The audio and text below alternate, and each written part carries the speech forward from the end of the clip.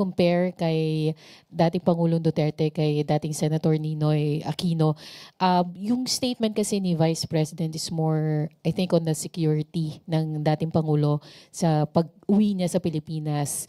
And I quote yung sinabi niya, sabi ko, yung kagustuhan mo na umuwi yan din katapusan ng buhay mo, magiging Ninoy Aquino Jr. ka, at sinabi niya sa akin, kung ganyan ang kapalaran ko, so be it.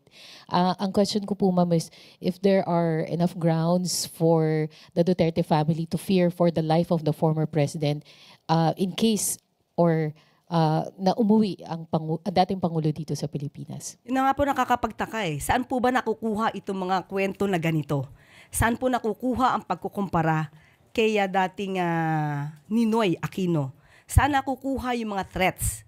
As a matter of fact, hanggang ngayon, yung sinasabing threats kay VP Sara, hindi pa rin po na ipapakita sa NBI at saka sa PNP. So saan lamang po ito nakukuha? Kailangan po natin kasi ng mga materyales, ng mga ebidensya bago po magsagawa ng ganitong mga klaseng statements. Wala pong katotohanan yan.